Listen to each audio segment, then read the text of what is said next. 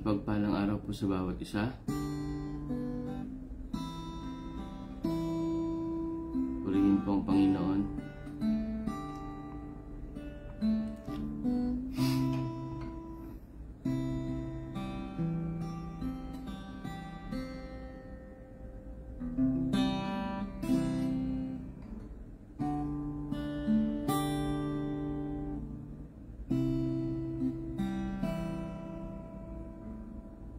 Tayo po magpapaumpisa na. Mapagpalang umaga po sa bawat isa.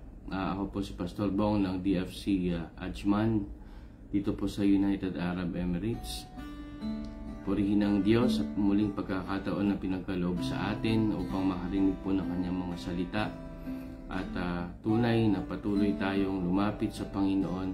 Napakaganda po mga kapatid na tayo po ay sa paggising po natin sa umaga, ang salita ng Diyos agad ang ating hinahanap.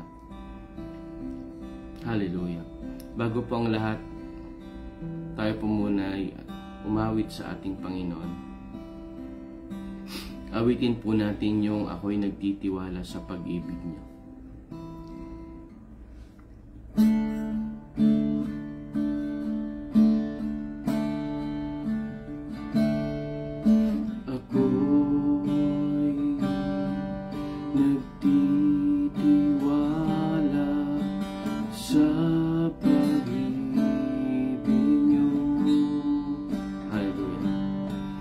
Sa gitna ng bigatin, dumaraan. Manghina man ang puso't kaluluwa, mananatili pa rin sa pag-ibig niyo. Ako'y nagtitiwala. Sabi natin ito sa Panginoon. Ako'y nagtitiwala sa pag-ibig niyo. Sa gitna ng bigatin,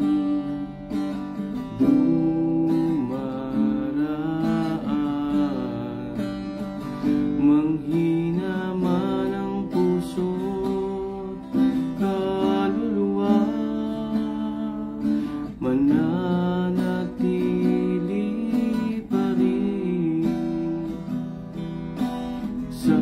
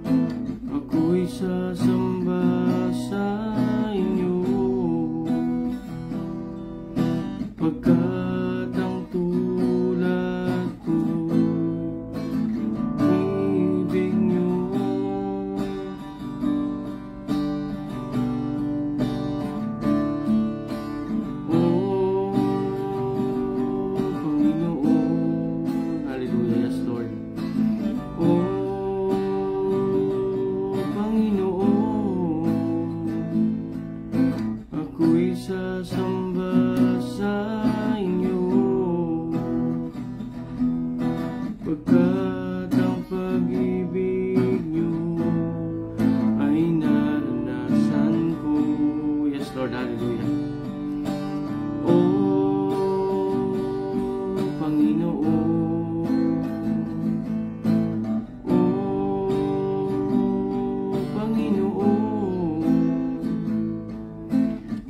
Sasamba sa inyo,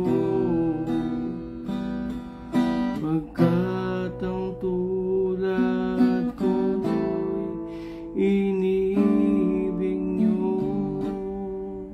Hallelujah, glory to you, Jesus. Hallelujah. Hallelujah, glory, glory, glory to you, O Lord. Hallelujah. Purihin ka, dakilang Diyos. Papurit parangal para sa inyo lamang, O Diyos. Hallelujah. Salamat, Panginoon, sa umagang ito na pinagkaloob niyo muli sa amin. Pinagkaloob niyo po sa amin na kami magising. Pinagkaloob niyo po sa amin na kami nandito ngayon upang makinig ng inyong mga salita. Salamat, Panginoon, sa panibagong araw na pinagkaloob niyo po sa amin. Kasama po namin kayo sa aming paglakbay po sa buhay na ito dito sa mundong ibabaw. O Diyos, sa umagang ito, pinapanalangin po namin na kami po'y mabusog ng inyong mga salita. Ipinapanalangin po namin na ito po ay ma-digest namin, Panginoon. Maintindihan po namin at maipamuhay namin. Maliwanagan po ang aming isipan. At tunay, O Diyos, ito po ang aming guide para po makalakad po sa inyong katwiran lamang. O Diyos, sa umagang ito lang yasan niyo po ang aking mga labi, itago niyo lamang po ako sa inyong likuran. At kayo lamang po ang makita po sa akin. Ang inyong salita lamang, Panginoon, ang maihayag. Bigyan niyo po kami ng karunungan, ng kaalaman upang maintindihan po namin ang inyong mensahe sa amin sa umagang ito. Ito po ang aming panalangin sa tanging pangalan ng Panginoong Jesus. Amen and amen.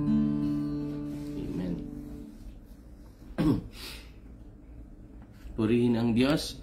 Pagpalang umaga po muli. Ako po pala si Pastor Bong ng DFC Ajman po sa UAE. Mapagpalang umaga po sa bawat isa. Mga kapatid, tayo po ay magpapaumpisa na po ng ating pag-aaral ng salita ng Diyos. Ang ating pag-aaralan po ngayon sa umagang ito ay magmumula po sa Roma 8:38 to 39. Romans 8:38 to 39. Basahin po muna natin sa NIV. For I am convinced that neither death nor life, neither angels nor demons, neither the present nor the future, nor any powers, neither height nor depth, nor anything else in all creation will be able to separate us from the love of God that is in Christ Jesus our God. Sa ASND po, sapagkat natitiyak ko na walang makakapaghiwalay sa atin sa pag-ibig ng Diyos na ipinakita sa atin sa pamamagitan ni Kristo Jesus na ating Panginoon, maging kamatayan o buhay, mga anghel o anumang makapangyarihang spirito, ang kasalukuyang panahon o ang hinaharap, ang mga kapangyarihan, ang mga nasa itaas o mga nasa ibaba, o kahit ano pang mga bagay sa buong mundo, ay hindi makakapaghiwalay sa atin sa pag-ibig ng Diyos. Purihin ang Panginoon. Mga kapatid, nagiging talk of the town or topic po natin ngayon yung no one can separate us from the love of God. Marami po tayong naririnig sa, kung tayo po ay nakakita sa mga reels natin, marami pong mga ngaral sa Facebook na ang sabi po nila ay nothing can separate us. Wala daw po talaga. Wala daw po talaga makakaseparate sa atin sa pag-ibig ng Diyos. Ito po ang ipinapakita nila. Pero hindi po natin naiintindihan, mga kapatid, kung ano po ba talaga yung requirement upang tayo hindi mapalayo sa pag-ibig ng Diyos o mahiwalay sa pag-ibig ng Diyos. Kung makikita po natin sa talatang binasa po natin sa Romans 8:38 to 39, dito po pinapahayag po ng Apostol Pablo na yung kahit kamatayan, buhay ni mga anghel, yung mga pamunuan ni anong kapangyarihan paman, wala daw pong makakapaghiwalay sa atin sa pag-ibig ng Diyos. Tiyak din po na binanggit dito sa mga talatang ito na hindi nagkukulang yung pag-ibig ng Diyos. Hindi po talaga nagkukulang yung pag-ibig ng Diyos sa atin. Ngunit kapag kinukot po kasi natin yung karamihan, yung kasulatang ito, karamihan po kasi sa atin kinukot ito. Lagi pong kinukot. Tandaan po natin, mga kapatid, meron pong dalawang requirement dito para tayo po ay hindi mahiwalay sa pag-ibig ng Diyos. Una po, sabi po sa Romans 8:39, yung na kay Kristo Jesus na ating Panginoon. Balikan po natin yung Romans 8:38.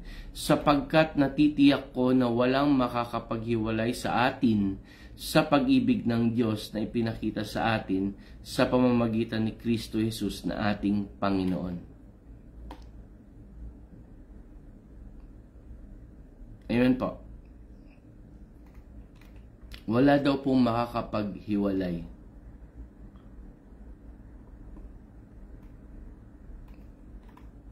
Patuloy po natin. Dagdag pa po, pag tiningnan din po natin, mahalagang kilalanin muna natin kasi yung sa talatang sa Romans 8, kailangan po nating makilala kung sino po yung audience ni Apostol Pablo. Ang audience po dito ng Apostol Pablo ay sino po? Walang iba kundi yung mga na kay Kristo Jesus. Na kay Kristo Jesus. Yung mga na kay Kristo Jesus na. So mga kapatid, ang tanong, meron po bang makakapaghiwalay sa atin sa pag-ibig ng Diyos?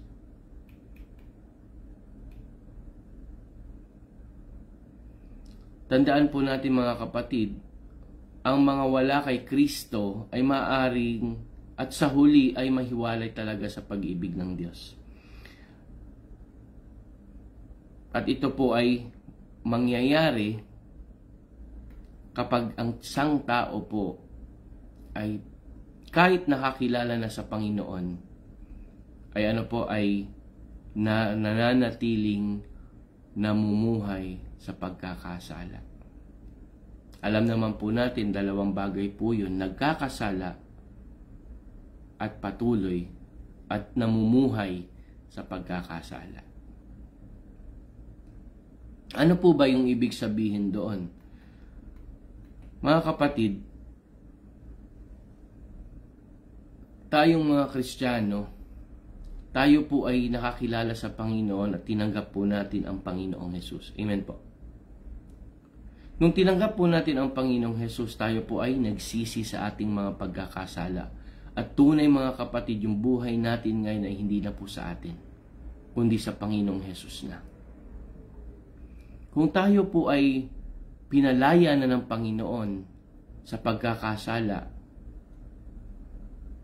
at tayo pa rin po ay namumuhay sa kasalanan, sa tingin po ba natin nakakalugod po tayo sa Diyos?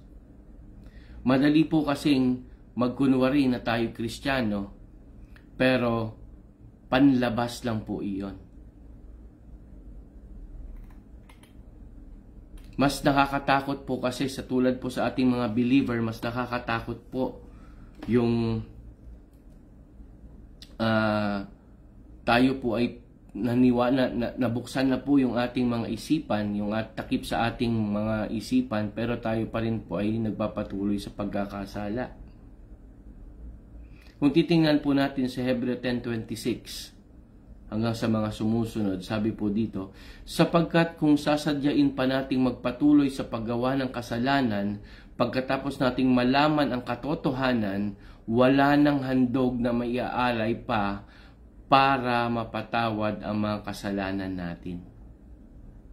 Tanging ang nakakatakot ng paghuhukom at nagliliyab na apoy ang naghihintay sa mga taong kumakalaban sa Diyos. Mga kapatid, kapag sinabi po natin na tayo po ay kapag sinabi po natin, kapag tayo po ay nasa Panginoon, ano po bang ibig sabihin nun?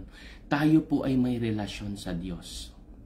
Tayo po ay tulad po ng relasyon ng Panginoong Jesus at ng Ama, love relationship. Tulad din po ng Panginoong Jesus, siya po ang ating model kung ano pong dapat nating gawin. Ano po bang ginawa ng Panginoong Jesus sa buong aklat ng Juan? Nagpasakop po ang Panginoon sa kalooban ng Ama. Kalooban lamang ng Ama, sinabi pa nga po doon na sa Book of John, yung pinapagawa lang ng Ama ang ginagawa ng Panginoon. So mga kapatid, kapag tayo ay nasa Panginoong Jesus na, ano po ba ang dapat nating gawin? Ang dapat din po nating gawin yung pinagagawa lang ng Panginoon. Amen po. Amen po. Yung pinagagawa lang po sa atin, yun lang po talaga ang dapat nating gawin.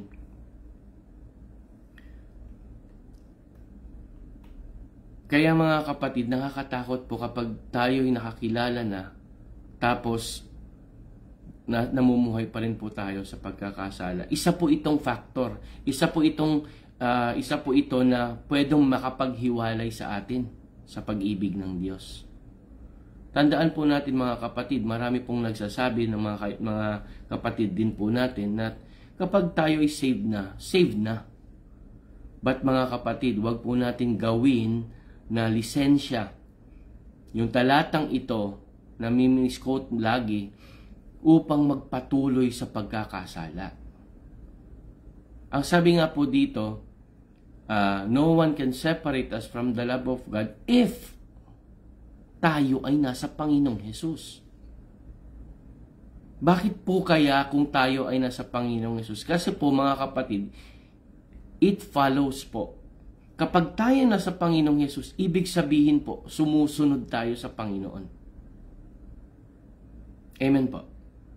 Pero kung hindi po tayo sumusunod sa Panginoong Jesus, wala po sa atin ang Panginoon. Yun lang po yung logic.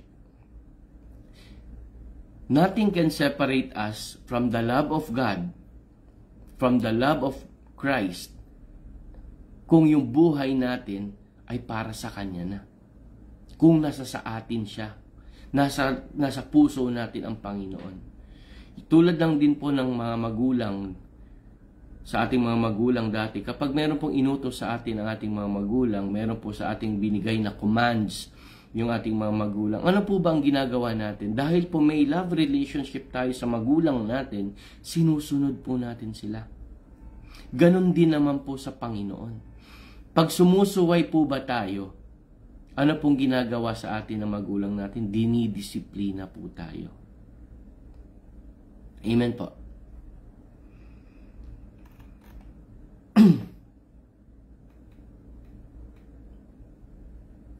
Mga kapatid, upang maging malinaw din po, hindi ito nangangahulugan na hindi rin mahal ng Diyos yung mga nananatili sa kasalanan. Mga kapatid, binibigyan pa po tayo ng Panginoong Jesus ng pagkakataon, yung mga hindi nakakilala, binibigyan, kung tingnan po natin ito ng ganito. Sa sobrang laki ng pagmamahal ng Panginoon sa sanlibutan, kahit po yung hindi pa nakakilala o hindi kumikilala sa Panginoong Jesus, binibigyan niya pa po ng pagkakataon na makakilala. Tayo man din po mga kapatid, nung una, makasalanan din po tayo, minahal na po tayo ng Panginoon. Tingnan po natin sa Romans 5:8, sa Roma 5:8. Sabi po dito, pero ipinakita ng Diyos sa atin ang kanyang pag-ibig sa ganitong paraan. Kahit noong tayo'y makasalanan pa, namatay si Kristo para sa atin. Amen.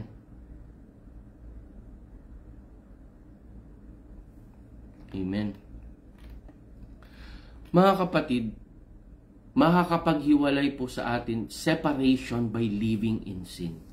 Kapag tayo namumuhay pa rin sa pagkakasala, mayroon pong malaking chance na mahihiwalay tayo sa Panginoon.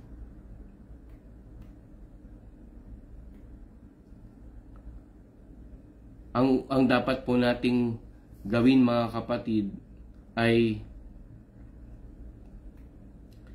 kung sa Romans 8 po makikita natin na nakikipag-usap po si Pablo dito sa mga bagong Kristiyano, parehong Hudyo at Hentil, upang tiyakin po sa kanila na ang pag-asa na meron sila sa Panginoong Hesus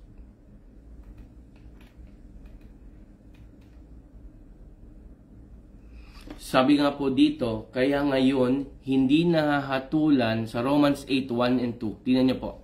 Sino po yung audience?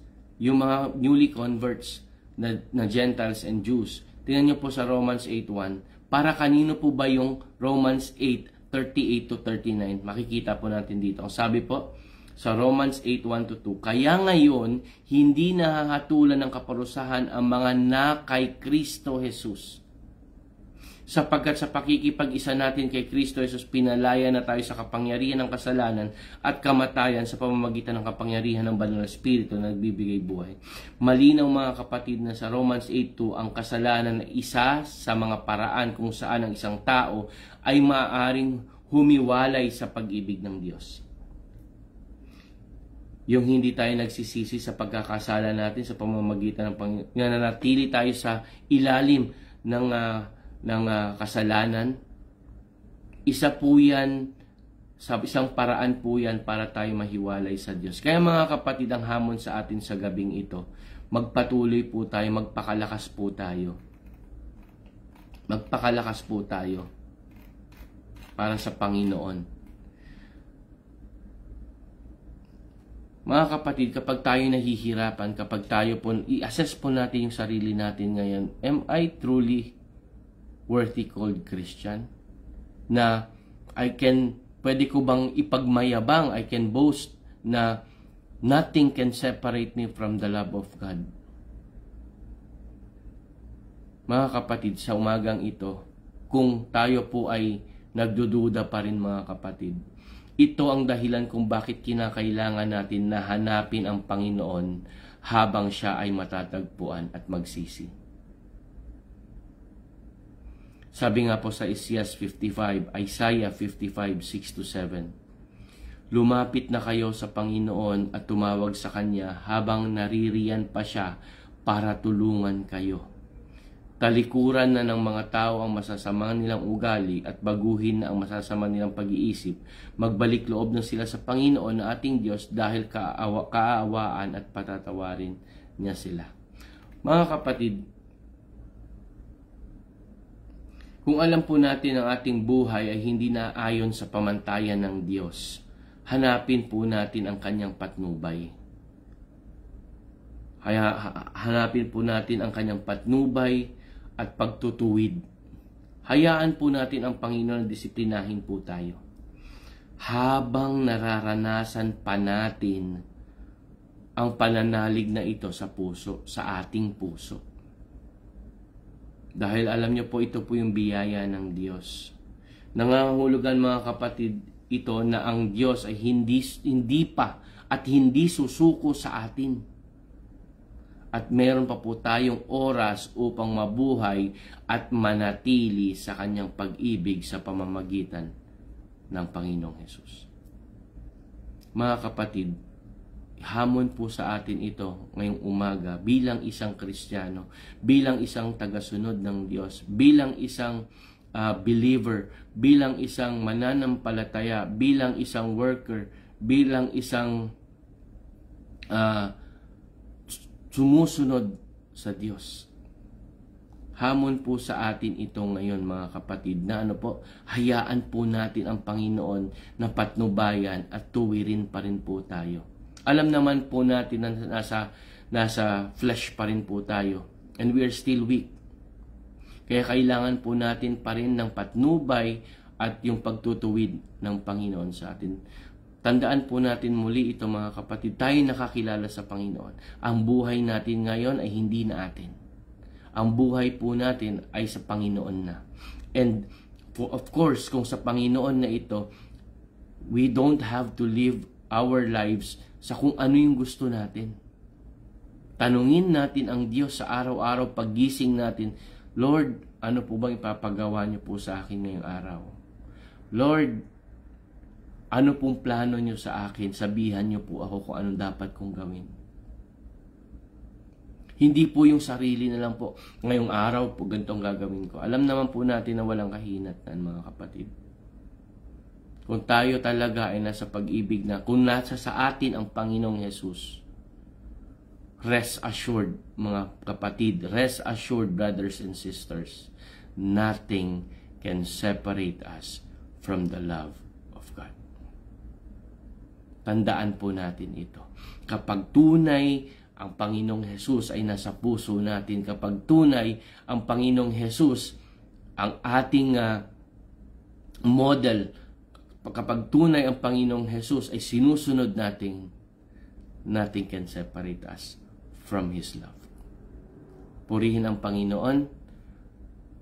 To God be all the glory. Salamat sa Diyos. Tayo po'y manalangin. Hallelujah. Hallelujah. Purihin ka, Panginoon. Napakabuti niyo, Panginoon. Salamat, O Diyos, for reminding us again, O Diyos, yung pamantayan, Panginoon, na walang makakapaghiwalay sa amin sa inyong pag-ibig. Naintindihan namin, O Diyos, sa mga oras na ito, na kapag kayo ang nananahan sa amin, sa aming puso, sa aming isipan, sa aming pagkatao, tunay, O Diyos, na nothing can separate us from your love. Patnubayan niyo pa po kami lalo, O God, at tuwirin, O Diyos, kapag kami hindi nakakasunod sa inyong pamantayan. Yung kalooban niyo po ang mangyari sa amin, sa araw-araw, O Diyos. Mangusap nga po kayo sa mga kapatid namin na naririto, yung nanonood at manonood pa po. Patnubayan niyo nga po kami, O Diyos, nang kami po fully na makasunod sa inyong kalooban. Ayaw po naming mahiwalay sa inyong pag-ibig, O Diyos. Naranasan na namin ito. Kaya naman, Panginoon, ayaw na po naming mag-let go. Masarap po ang pakiramdam namin na naranasan namin ang inyong pag-ibig, O Diyos. Kaya, Panginoon, mananahan kami sa inyong pag-ibig. Magtitiwala kami sa pag-ibig namin. Magtitiwala kami sa pag-ibig niyo, O Diyos. Hallelujah. Purihin ka, O Diyos. Sa umagang ito, Panginoon, sa aming pag-iwahiwalay, ang pagsama ng Banal na Espiritu ay managana sa bawat isa. Ang kapayapaan na nagmumula sa inyo ay bumalot sa mga isipan at puso ng bawat isa. At ang iyong gabay, Panginoon, at pagtutuwid, O Diyos, we will embrace it, Panginoon, upang kami makasunod, upang kami maging karapat-dapat na tawaging isang tagasunod ninyo, karapat-dapat na matawag na Kristiyano, Panginoon, na ang layunin nyo lamang, O Diyos, ang ginagawa namin. Sa mga oras na ito, Panginoon, pinapanalangin po namin mga kapatid po namin na papunta pa lang po sa kanilang mga trabaho o saan man po sila papunta, O Diyos. Traveling mercy, Panginoon, samahan po ng Banal na Espiritu, keep them safe, Panginoon, sa kanilang biyahe sa mga oras na ito, at sa mga kapatid po namin na sa ibang bansa, O Diyos, sa ibang time zones, Panginoon. Kayo nawa, Panginoon, ang gumabay. Kayo, Panginoon, ang watch over them, Panginoon, sa lahat ng oras. Salamat, Panginoon, sa pagkakataon mulit. Salamat, O Diyos, sa inyong mga salita. Bless your word, O God. Bless your word. Hallelujah. Hallelujah. Hallelujah. Purihin ka, dakilain ka. Kayo lamang po ang tinataas namin sa mga oras na ito. Kayo lamang, ang iyong salita lamang, Panginoon, ang ihahayag namin, Panginoon, at patuloy pang ihahayag sa pangalan ng Panginoong Jesus. Amen and amen. Purihin po ang Diyos. God bless po sa bawat isa. Sa Diyos po ang lahat ng kapurihan.